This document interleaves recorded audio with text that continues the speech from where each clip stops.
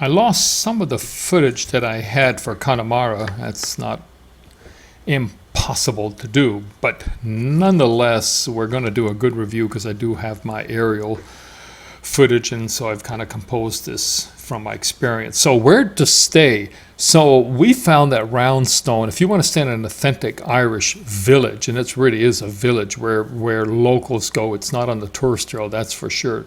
Certainly are a few tourists, but what I saw were mostly local, small, quiet little sleepy fishing village. So I thought that was really cool.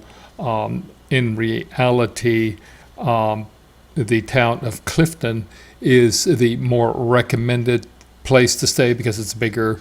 Now, in terms of drivability and roads, I don't know. Going from Roundstone to Connemara, it's a small country road, and boy, there was some type of a function, a music festival, and traffic was extremely slow.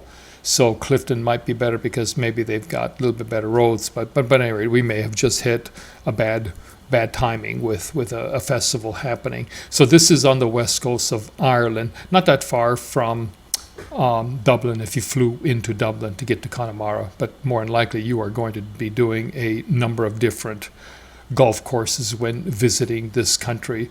This is a lesser known, but not to be missed, because I think, quite frankly, sometimes the lesser known golf courses are a whole lot more interesting. So this is Roundstone. It kind of gives you a little bit better layout. You can see the inlet, the bay, if you will, the harbor.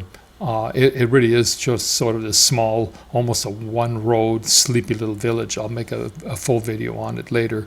There's Ireland in relationship to the UK, if you didn't know where it was. And you can see that Connemara is almost due west. So this is the water. So this is the Atlantic Ocean. It is quite chippy.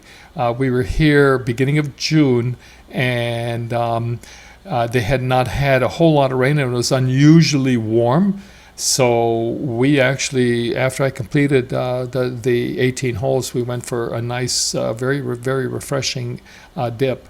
So if this was in the south of Miami or someplace, it would be full of people. But because of the cold, not too many people.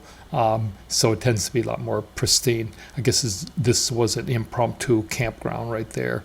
So this is sort of the setting for this links course. So what I would say about this course compared to some of the other courses that I played, and I played close to 20 courses in Ireland and the Republic of Ireland and Northern Ireland, 20 courses, that this is much flatter. It's not as deep and duny with the seagrasses that you might expect on Ballybunion or some of the more typical traditional links type of courses. So this is much flatter, and you can kind of see that it is a little bit more forgiving in terms of not losing your ball. But boy, I tell you, even though it's not this long wispy seagrass, it's still somehow it buries your balls, or you lose it. This is unfortunately this is the best layout of all the holes that I could find. You could stop the video, kind of look at it and analyze it, but on the right hand side, sort of following the road, is where the beginning of the course happens.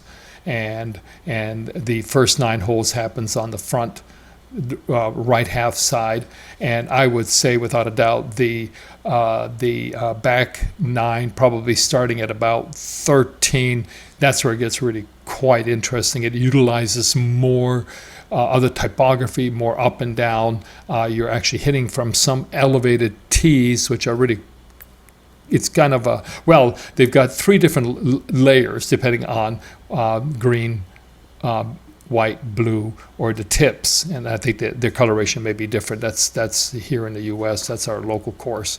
But anyway, the more elevated you are, even though it looks a little less daunting, there's something really intimidating about hitting off of a very elevated, like a hilltop almost, and hitting into a fairway. Wasn't quite used to that, but I did find that part of the course was far more interesting. So this is sort of a computer-generated image, and they've got this on the Connemara Links Golf Club page where you can actually see hole by hole and get a graphic representation of what it's going to look like. So this is a par 3, and it turns to the right there, and it continues for the next 6 holes back to the clubhouse, and you're going to start number 10, the back 9. This is the par 3, gives you kind of a nice little aerial view. Yeah, again, don't be fooled. Even though it looks like things are flat and there's not a lot of danger, it just seems to gobble up balls. And you're looking and looking and looking. You figured you'd find somebody's ball. You can't even find your own ball. So it's most unusual. And something that's a little bit tricky is a lot of the greens are elevated. So you're not just on a flat fairway, and there at the end of that nice little flat fairway is a flat green.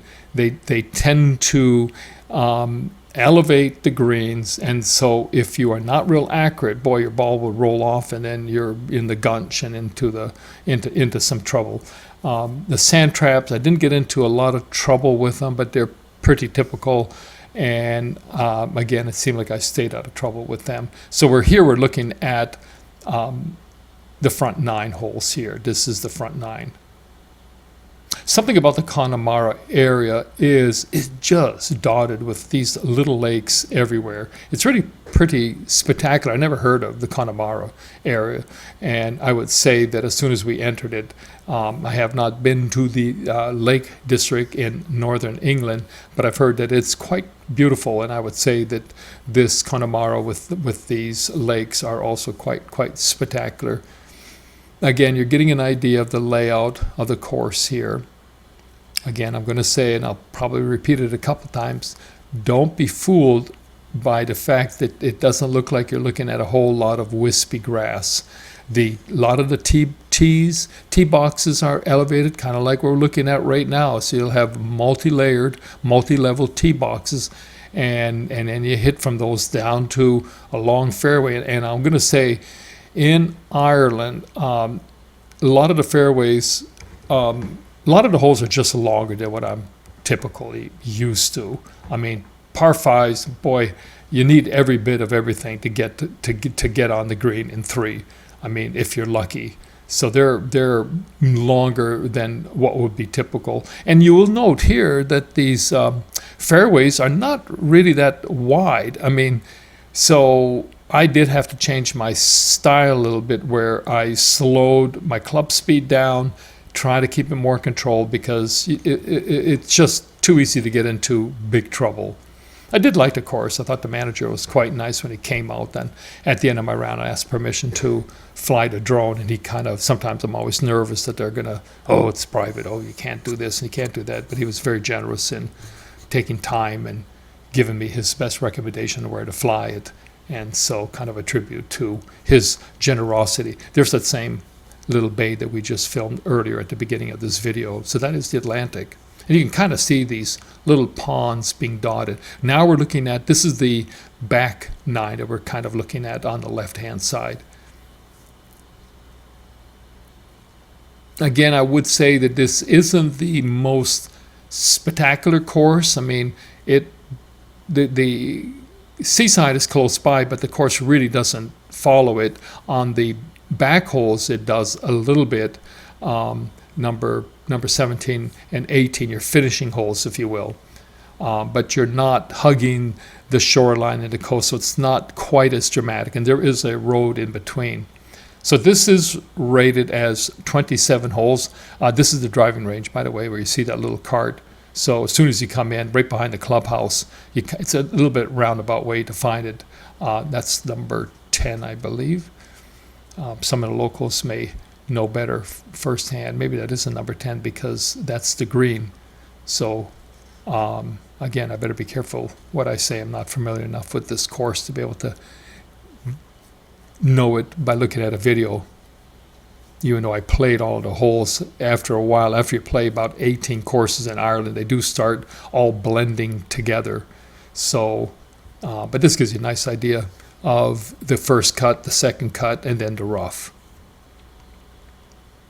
And there is a fair bit of drainage ditches. You'll note that it is kind of flat here, so they've had to adapt a little bit of the drainage and putting in little ditches. And those bad boys can gobble up your balls pretty quickly. So here we are, we're coming back looking at the clubhouse. This may very well be number 9. Oh yeah, so here's number 10, the tee box.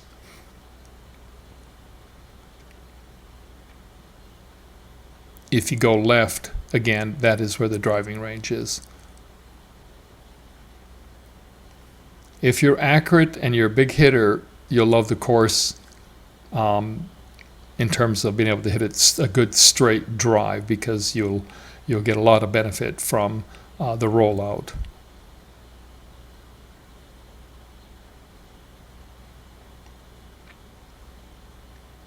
They were in an unusual. We hit Ireland.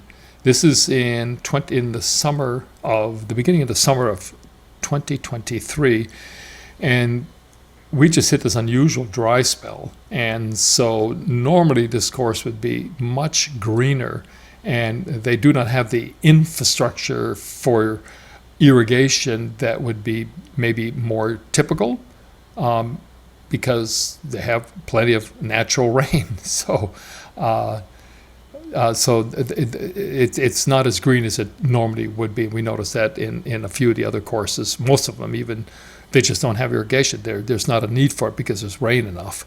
So I guess every so many years they will have this serious dry spell.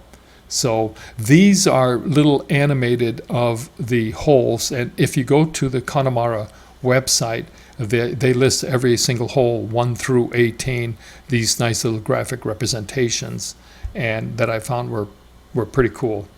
So I found that to be, I think this is number 17 coming back in, or it could be number 18, the finishing hole.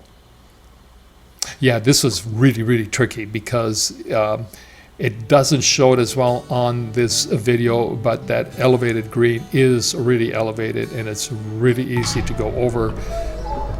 So Galway is the town that they tell everybody to go and stay at. I guess because it's bigger, there's a lot more accommodations, but that's why I've included a short clip of Galway. Not Galway, I'm sorry, it's Clifden. This is Clifden in County Galway.